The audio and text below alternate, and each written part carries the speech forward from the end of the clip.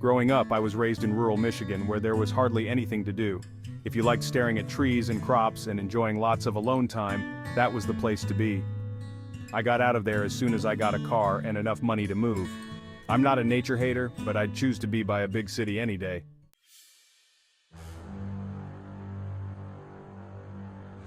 It was a weekend and I was playing Vice City on my PS2 in the living room when a loud metallic bang came from outside somewhere in the yard. I ran to every window to see what was happening, but saw nothing until I got to the window looking out at the storage building. The door to it was completely open. I immediately grabbed the rifle from the closet and went outside, shouting, "Who's in there?" to no avail. When I got to the door, I announced I had a gun before looking inside. There was a bunch of stuff in there, from the sit-down mower to the quad to countless lawn care items. Someone could have been hiding behind any of that stuff. Even as a kid, I didn't scare easily, but at that moment, I felt really unsettled. I closed the door to the building and went back inside the house, locking the door behind me.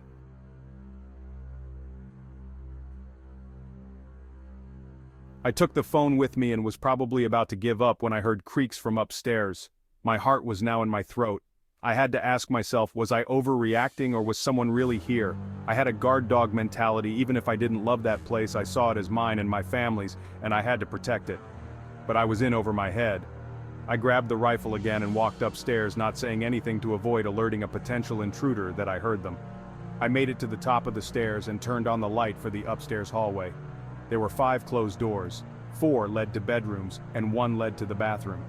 Each door had a decently large crack underneath that allowed me to see under. The creak I heard earlier came from my parents' bedroom side of the house. I got down on my knees and looked under the crack of the door, and I saw 2 bare feet facing the other side of the door. My stomach twisted into a knot.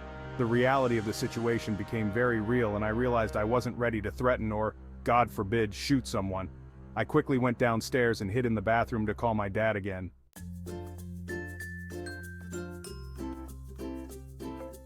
One day while my parents were away, I was at a gas station filling up my tank when a black Jeep Cherokee pulled up to the pump next to mine. A man with a goatee stepped out, greeted me, and started filling his tank. In that town, it was normal for strangers to greet each other. He had his nozzle locked into the gas tank and then walked around to my side of the pump, asking if I knew how to get to the interstate from there. I helped him to the best of my ability. He pulled out a notepad and started writing down the directions I gave him, which seemed odd as most people would just use their cell phones for that. He thanked me and asked if I was from the area. I said yes, I grew up there. He said he was from out of town but didn't specify where. He then went back to his side, put the nozzle back in the pump, and asked my name as he said it was nice meeting me.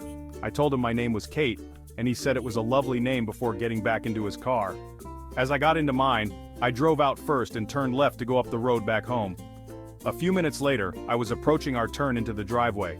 I slowed down, put my blinker on, and turned right onto the property. At that moment, I noticed the car behind me was the same black Jeep Cherokee. He passed me as I turned into our driveway, going the opposite direction I had given him to get to the interstate. He didn't slow down or anything, so it seemed he had just forgotten the directions. I let myself inside and went about my day.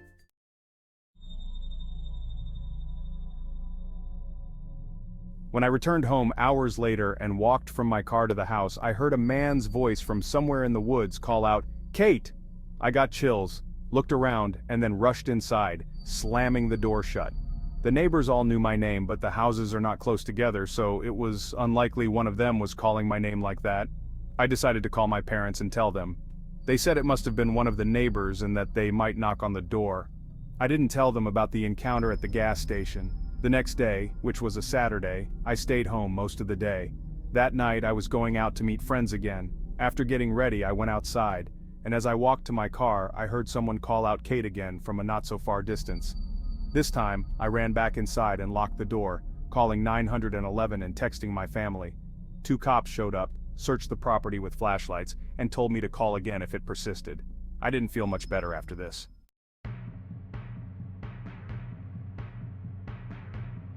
As I turned the key in the ignition, I heard something right outside the driver's side door. A man wearing a face mask was trying to open the door. I couldn't scream. I felt like I was choking on air as I put the car in drive. He started hitting the glass with his elbow. I looped my car around on the grass and sped down the driveway, turning right up the road and not stopping until I got to Alex's house. I was hysterically crying the whole drive there, with Alex and her dad on the phone with me.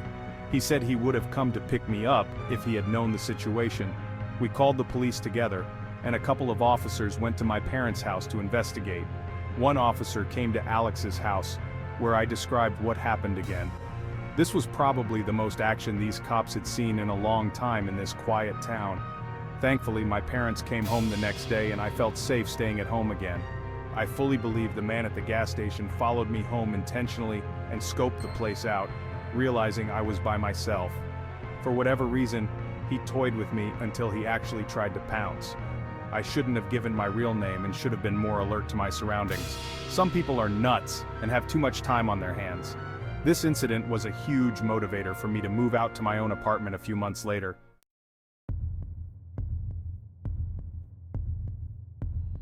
My entire family was gone. I was 15 or 16 years old and a big gamer at the time, obsessed with StarCraft. Sometimes I'd spend weekend nights playing StarCraft or other PC games. This was right before the COVID lockdown started. I was playing StarCraft on my computer in my bedroom on the first floor when the doorbell rang twice. I hurried to the door, not wanting to be away from the game for too long in fear of losing. I got to the front door and asked, "Who is it?" as I always would if I was alone. A soft and weak voice on the other side said something I couldn't hear. It sounded like a woman. I opened the door with the storm door still separating us, and there was an older woman standing outside with a big smile on her face. She had her hands behind her back.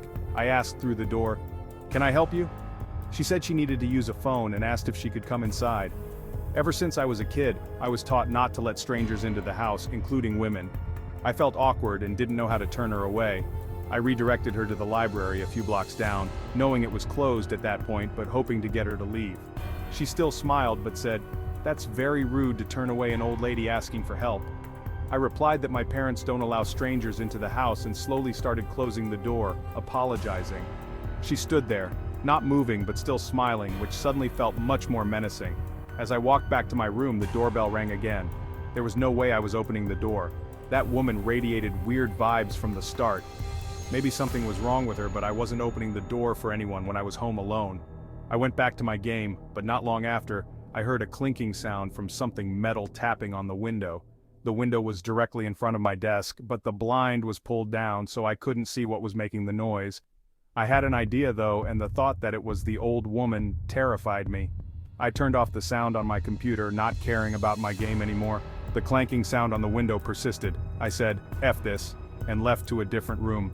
I sat in the darkness of the living room for a bit, and the doorbell rang again. This woman was now harassing me.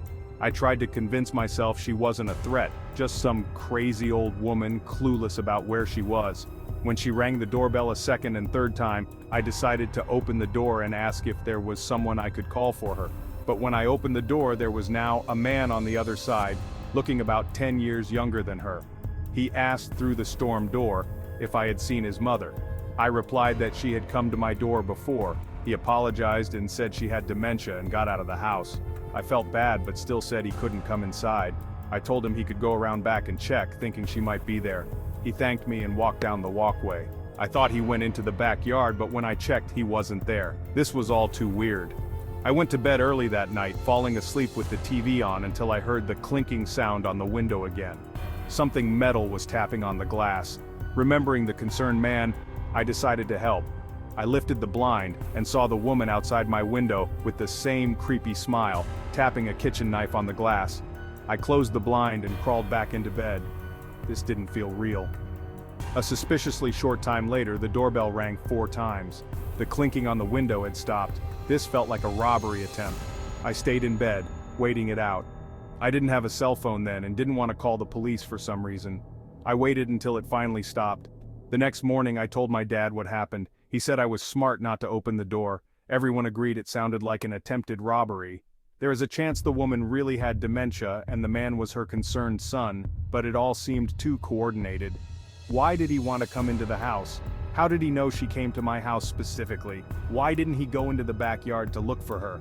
Too many unanswered questions make me believe I avoided something terrible by not opening that door.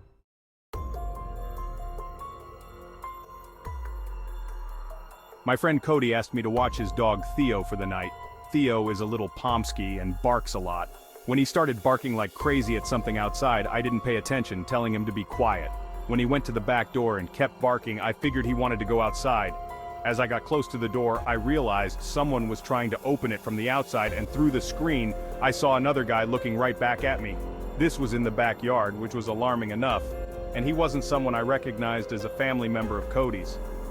I asked who he was, and he responded asking if I had seen Melissa. Melissa is Cody's younger sister in her 20s, while this guy looked mid-50s and homeless. I told him he needed to leave because no Melissa lived there, and he asked, "Are you sure?" I said, "Yeah, you need to leave. There are cameras all over the property." He left right after that. Getting him to leave was easy, but when Cody asked his sister who that guy could have been, she had no idea. The guy looked drunk and filthy, not someone Cody's sister would associate with. The fact that he tried to let himself in was terrifying because you can only imagine what he was trying to do to Melissa. This is why many of these stories could be avoided by just keeping your doors locked.